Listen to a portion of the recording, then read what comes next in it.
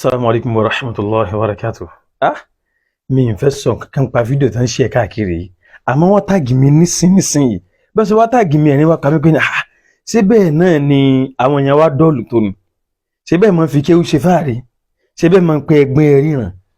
Bẹ́ẹ̀ àwọn tó ń ṣe ẹ̀kíní káàkiri lórí wọn ò pé o. Tán bá kéwú ìrò pé wọ́n kéwú wọn yanjú, wọn ti ẹ̀ ké yanjú ni. Níbo wọ́n ti kéwú gan-an àwọn làfà wọn? Bí wọ́n ṣe wá gbọ̀ ẹ sì máa ronú bí adìẹ báyìí náà. Kódà adìẹ ní ronú jù yín lọ. ẹ máa wo ẹ máa wo. المواطنين السعوديين أفطروا على رؤية كوكب زحل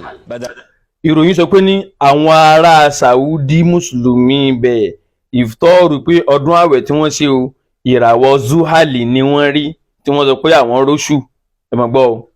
من هلال شوال أثار جدلا واسعا في العالم الإسلامي. ẹ̀wọ̀n kan ipe ní kìí ṣe pé oṣù ṣàwálì ni wọ́n rí kíní yìí dá ariwo lẹ̀ ó dá awuyewuye lẹ̀ lágbàáyé Islam ẹ̀dá kan mọ̀ gbọ́ o ó ní wípé ọ̀rọ̀ kan ń bọ̀ wá wọ́n ti kọ́ tiẹ̀ kó ń bẹ wípé àwọn ará Saudi ìfitọ́rù wọn ọdún ìtúnu àwẹ̀ wọn tí wọ́n ṣe o wọ́n ṣe kí ni o wípé ìràwọ̀ zuhali ni wọ́n rí tọ̀ ọwọ́ afa awuyewuye lágbàáyé Islam ẹ̀dá kan lọ́wọ́lọ́wọ́ báyìí nísìnyí lẹ́yìn àdúgbò wa Nàìjíríà bí kọ̀rọ̀kọ́ndù kan nínú gbòòrò Èkó lẹ́gbẹ̀ẹ́ ibì kan láàmù kan àtàwọn tí wọ́n ń tẹ̀lé inú kòkó ni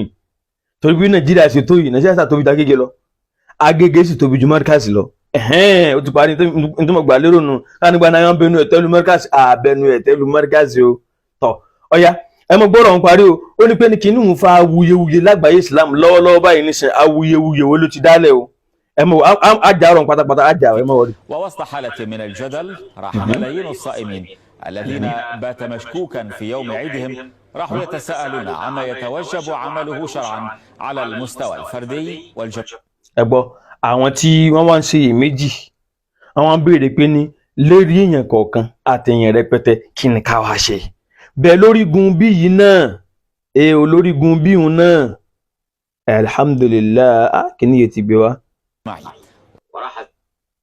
المواطنين السعوديين أفطروا على رؤية كوكب زحل بدلا من هلال شوال أثار جدلا واسعا. يا سبحان الله انت قد دي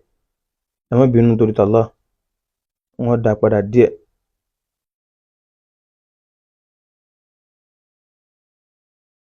أثار جدلا واسعا في العالم الإسلامي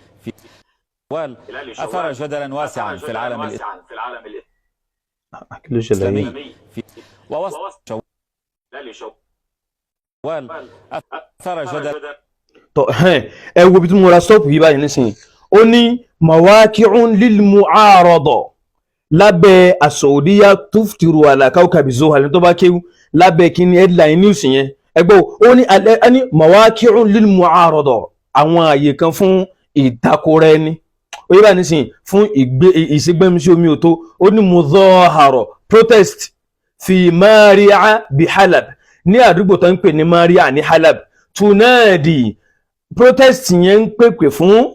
bí iskoti nizamil Assad ipe ní president wọn tó ń pè ní Bashar al-Assad ipe ní kí wọ́n já ìjọba rẹ̀ páwọn ọ̀fẹ́ subhanallah ẹ mọ̀ orísìn al-Assad tó ń sọ yìí ní 2024 ló ti kúrò ní Syria o ìṣẹ̀lẹ̀ tó dẹ̀ ṣẹlẹ̀ ní Mari'a yìí ìṣẹ̀lẹ̀ 2011 ni o ìròyìn 2011 náà lọ kọ́ọ̀tì wá fálùmọ́ ànábì yìí o tán fi mọ̀ fi dàrú jùlẹ̀ ẹ wo ó ní mawaqi'un lil mu'arada mudaharatun fi Mari'a bi Halab ládùúgbò nílùú Halab tunadi ó ń pèpè bí iskọ́tì nizamil Assad ipe ní ètò ìjọba Bashar al-Assad kí wọ́n wo àwọn ọ̀fẹ́ mọ́ ẹ̀wọ̀n kan 2011 ìṣẹ̀lẹ̀ ń ṣẹlẹ̀ èyí lè wọ́n lọ gbé fálùmọ́ ànábì lé ní ìròyìn lẹ́fẹ́ mọ̀ nígbà náà pé Saudi wọ́n ti ń takò wọ́n lágbàáyé ipò òṣìṣàn ìlànà pé wọn ò róṣù irọ́ ti wá balẹ̀ ayé yín jẹ́ báyìí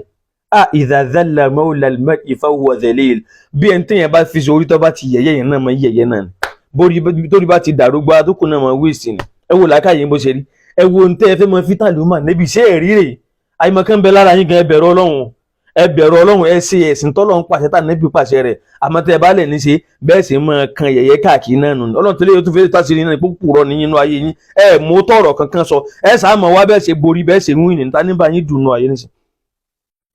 ní Egypt kò sí àpẹẹrẹ bẹ́ẹ̀ àwọn tán sọ ọdún wọn lónìí wọ́n ṣe láwọn ìlú mi káàkiri àwọn tó ṣe lánàá Saudi náà ṣe àwọn ṣe ní Nàìjíríà bí nìkan làwọn kan lẹ́gbẹ̀ẹ́ kan ni wọ́n sọ nǹkan míì àwọn wàtà wọn lú mi káàkiri ṣé oṣù tán rí ìlú wọn lẹ fi bẹ̀rẹ̀ àwẹ̀ yín ṣé oṣù tán rí ìlú wọn láti ẹ̀ lẹ fi bẹ̀rẹ̀ àwẹ̀ yín ẹ bẹ̀rù Ọlọ́run ẹ ṣe làákàyè náà ẹ yé máa fi ra yín ṣeré mọ́ ẹ wò kọ́ mọ́gùn jù sáré. Assalamu alaikum wa rahmatullah.